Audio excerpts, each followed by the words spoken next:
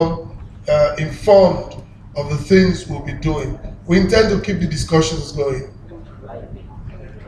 My name is Sofofono Towasi. Please, I want to ask, as the CEO of Royalty Group and Mr. Idroye, please, how did you overcome the barrier of character in some people? Because I'm into palm kernel business. As a nursing mother, I don't mind going to the villages to gather the kernel from women. But you find out that people lack character. And for some years now, that is our barrier. Please, how can we overcome that? Number two, please, how can you mentor us on how to move our business from this level that we are to another level? Thank you. Well, for me, I think I like the participants so that I don't end up answering all the questions. I'd like to ask Pastor Akomaye to take that, and Mr. Dan will come and wrap up. Okay, as far as mentoring, the process has begun because you're at this conference and the ball has been set in motion. So this is it. It has started. You can build on it and it can develop into other things. You've been given pointers in the course of the conference, and just like the governor said, it's up to us, it's up to every participant to take advantage of the pointers. You can take it a step further by going to the websites that were provided, the addresses that were provided, or you may want to ask questions, but somehow there must be an action plan of what you want to do with what you've learned from here. As far as character, if I understand your question clearly about the palm kernel business, you're probably referring to, I don't know if it's the people you send when you're not there or the people you buy from. Now, but whatever the case is, if it is the people you send, then you have to change the errand people. If it's the people you buy from, you have to set up systems that make it possible for you to either evaluate or verify what you're buying, you know, and especially that if you're stuck with buying from these people, there must be a way to verify. It takes some time to set up systems, but when you have set up systems, they become security for, you know, for your dealings. So think of what you can do to make sure that you don't get easily cheated. You may have to change methodologies. Maybe you send money ahead of the product. Probably now you have to say, keep the product. When I come and look, I will pay on site. There would be something you can do differently. I think so. Please, let's bring Mr. Dorian to do his wrap up. Thank you so much, gentlemen, for coming to share your thoughts with us.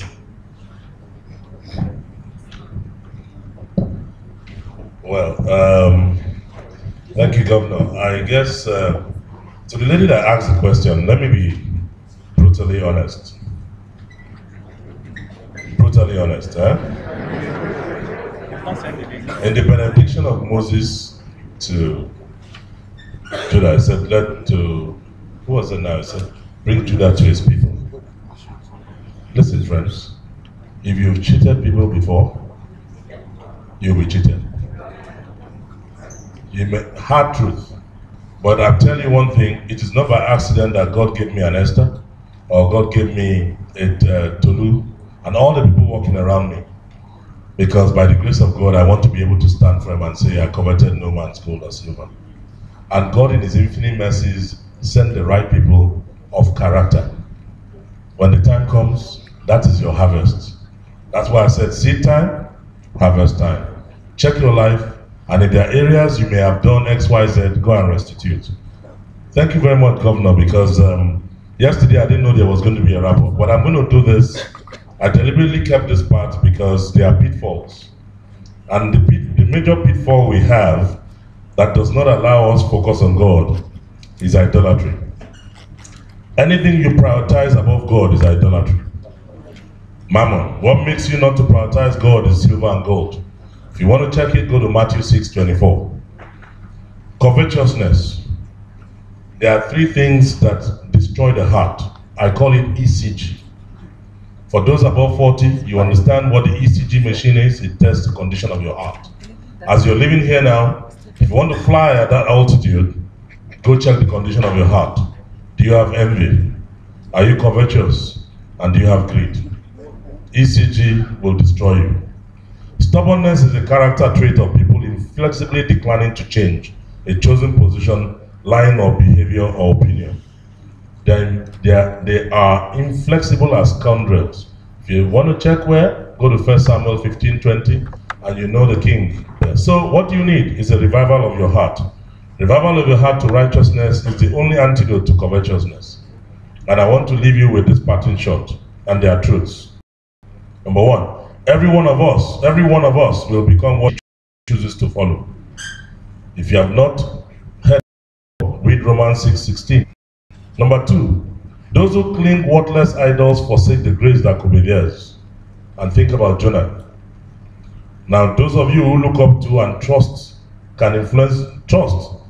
others. They can influence you to patronize adults. And you that even your parents can, your mother-in-law can, your brother can.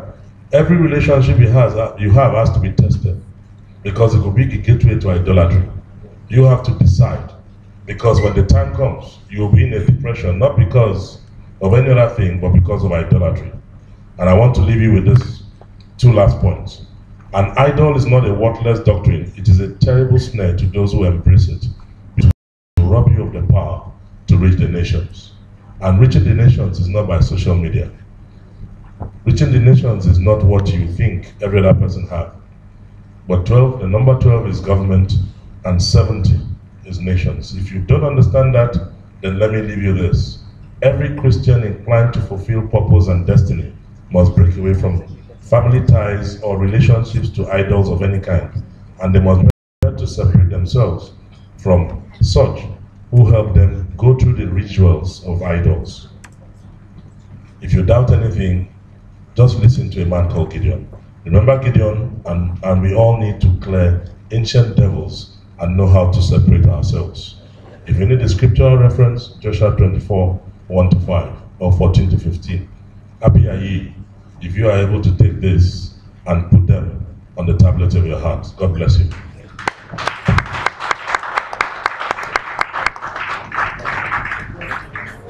Please, let's give him another round of applause. Please, let's clap for the panelists too, who constituted the discussant panel. Thank you.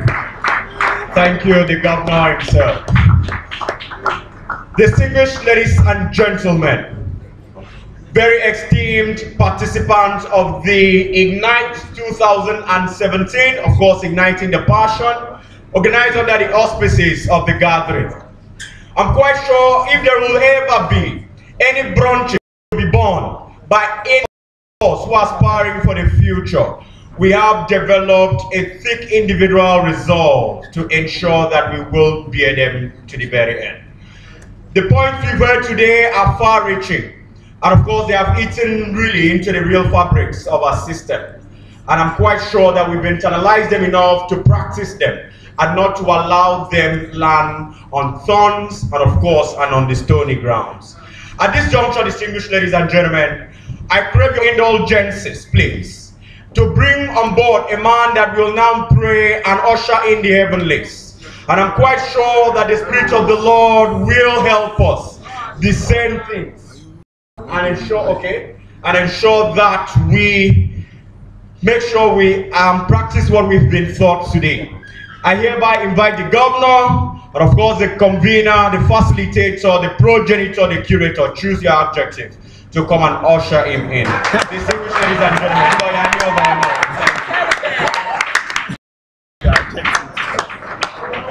this MC Villa saying a vocabulary school. Thank you so much, everyone. Thank you, MC, for the work you have done. I'd like to, before I bring up Daddy, because he'll be doing the final thing, I'd like to take this opportunity to thank, first of all, God Almighty that has made this possible. This has been a vision in our hearts since